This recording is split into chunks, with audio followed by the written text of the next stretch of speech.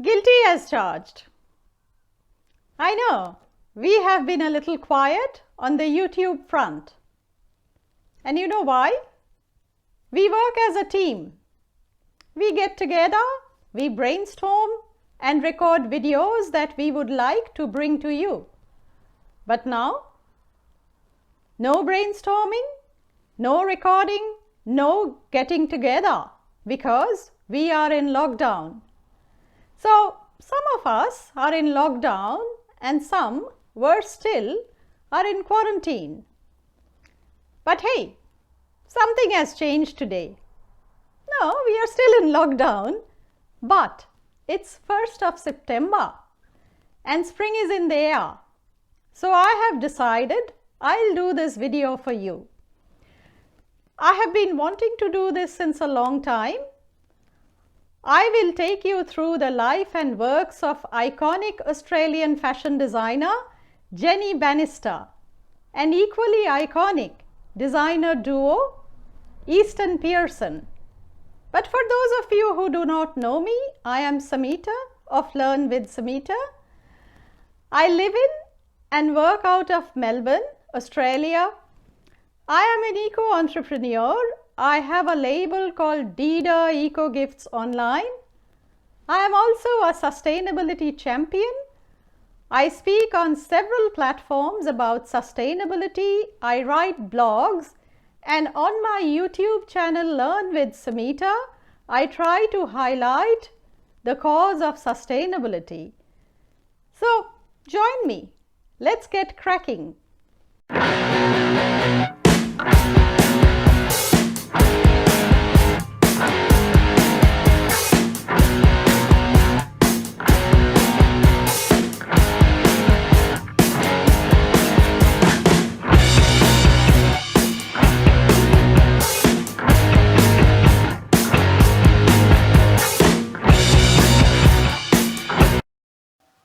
Iconic Australian fashion designer Jenny Bannister started her label in the 70s.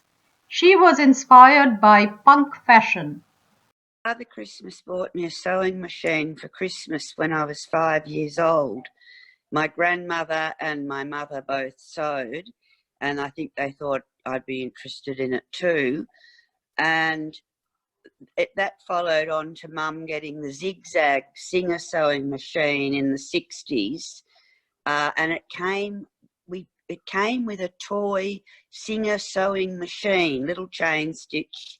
So we got one of those as well. So I immediately started trying to make dolls' clothes on it. You know, I was trying to sew plastic and all sorts of stuff, and I would have only been about 8, I suppose, 7 or 8 then.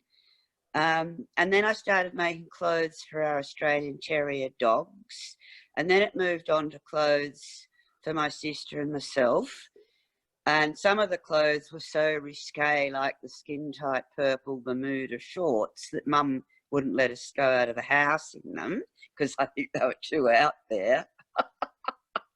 And then it was like, well, what are you going to be when you grow up? And I wanted to be a red racing car driver. And I didn't quite get to that point. I did get a red racing car later on in my life, an Alfa Romeo Giulietto Spider, boat tail, gorgeous little car. But I decided to go to do fashion school because I went to a country high school. I only had to finish year 11 before I could get into Emily McPherson College in Melbourne, which taught tailoring and pattern making and production. And I did a diploma of fashion design and production, and I loved every minute of it. And that's how it all started. And then I had to do a year to industrial experience to gain my diploma. And I didn't have a job, and I was too out there and too strange and didn't fit in with everything else at school.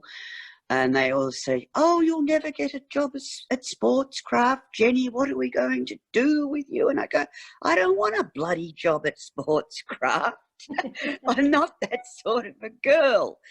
And so I wrote to the ballet and the theatre and the opera and the television stations, and nobody wanted anyone at Christmas.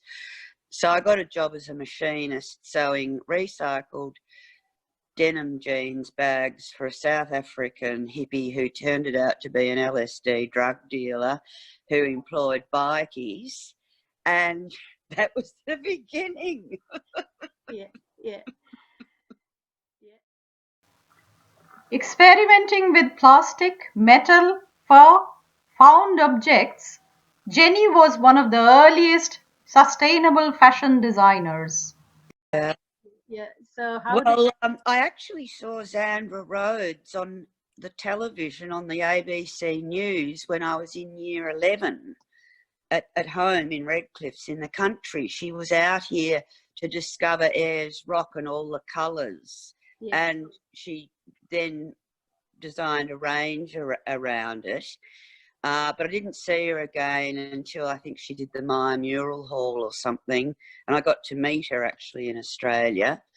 But I went to London in 1977 to check out Vivienne Westwood and the Sex Pistols and Malcolm McLaren. Yep. Because it was the height of punk, and I thought, I've got to see this. And I was already I was doing a lot of upcycled clothes. I was selling them on consignment to a little shop in Crosley Street in the city in Melbourne called Chai, which was famous for the press taking, you know, Deborah Harry and Rudolph Nureyev and people like that down to have their pic taken for the Herald Sun. So I picked up customers like that too, like Deborah Harry. But when I went to London, first thing I did was go to the Vivienne Westwood's shop, and I walked in and the girl in there said, "You look great.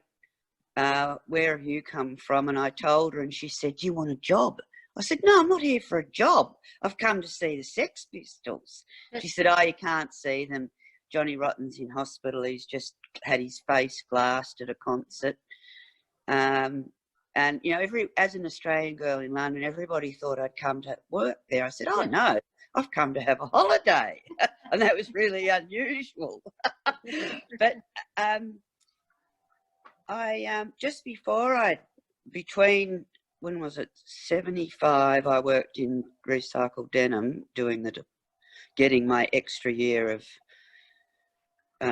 experience. I even had to write my own reference because my boss couldn't even write. He didn't have a typewriter. He couldn't spell. He was, you know, he was sort of almost a refugee from apartheid. So my sister typed it up for me and I just took it in and he signed it. And then he said, "I never made any money out of you." And I thought, well, at all, I didn't say where it went, but I knew where it went. There were people shooting guns at our shop in Chapel Street. One of the first fashion shops there in 1975 called Blues Point. You know, it was quite terrifying going to work some mornings because there'd be bullet holes in the windows and fights in the backyard, and you know, I'm screaming and yelling and at them, telling them to fucking get it together. And I've got Greek machinists. I had to run a workroom. I'd never done this before. I just learnt as I went. Yeah. So you know, it made me grow up real fast. Yeah. And the next year, before I went to London, I worked for the guy next door, and he'd come from London from the Chelsea flea market, and he was into doing what they called TAT, T-A-T, and that's making new garments out of old fabrics, either cutting up old women's dresses which had 4 yards in the skirt, you know, pleated with the buttons down the front up the top, or lengths of fabric. And he was always threatening to burn Clarence Chai's TAT collection down, and you know, it was all hilarious. And everyone was stoned except me. I wanted to work, you know, I wanted to earn money. So anyway, I got my money and off I went to Europe, and I went for 4 months in the end. I came back through Asia, but I went to Paris, of course, and Milan and Rome. I can't remember, but anyway, I'm getting a bit off the track. So I came back and I was inspired by Vivienne Westwood's splash plastic, and she had a tie like it, and I ended up making a ballerina dress like that to wear to a 50s themed New Year's Eve party in 1977 when I got home. And Clarence said, make those for the shop. So I did, and they just sold. Like, you put it in the window and someone would just buy it. And then I made little mini dresses called Je Suis Mod. And I think they're all in the slideshow at RMIT. My show's called Jenny Bannister Raids the Vault of the RMIT archives. Yeah. So I just started making things out of whatever I could find. Because I didn't have any backing, and I didn't want, my parents offered me money. I said no, because Mum was twin set and pearls, and I wasn't going to do that. Like, I was getting away from her. She was too bossy and wouldn't let me wear my, backless dresses to Christmas parties up in the country with her there attending. Like, she was so bossy and strict. The school uniform was always too short, and she used to belt me, and because it was too short, and I just had to run away as soon as I could when I was 17 and a quarter. Pamela Easton, a fashion buyer, and Lydia Pearson, an arts graduate, started their label in the late 1980s. They were inspired by vintage textiles, hand sewing, and artisanal techniques of India, Africa, and Europe. A skirt and jacket embellished with applique work, tambour embroidery, and embroidery with metallic spring and coils.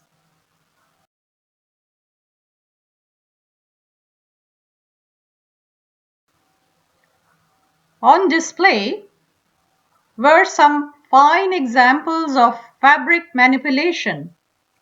You could spot minute ruffles and fabric overlays secured cleverly with tucks and beads.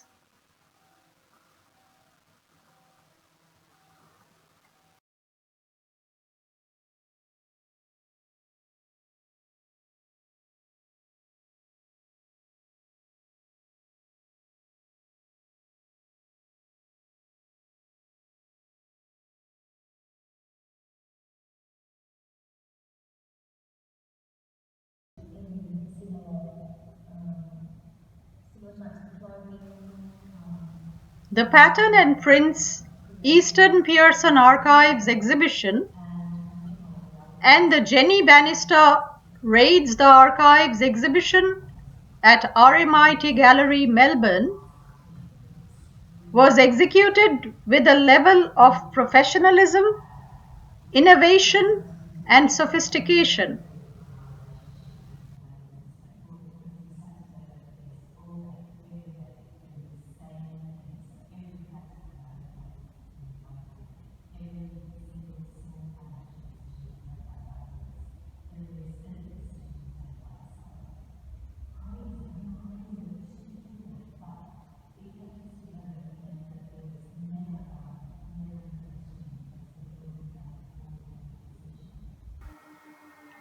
I spotted a mushroom silk skirt and a top embellished with tribal Rabari mirror work, and a shirt dress with subtle pearl detailing.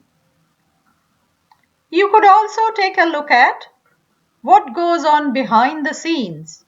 How do we arrive at a design? So it's been about a year since we started Learn with Samita, DIDA's YouTube channel. And in this 1 year, we have grown exponentially. And who do we have to thank for that? You, DIDA's likers, followers, subscribers. So if you are liking our videos, do not forget to give us a thumbs up, share, comment, like and subscribe, because Your likes, your comments, your subscriptions motivate us to do better. And if you would like us to cover a particular topic, mention in comments below, and we would do our best to comply with your request. Till then, this is Samita signing off. Bye for now.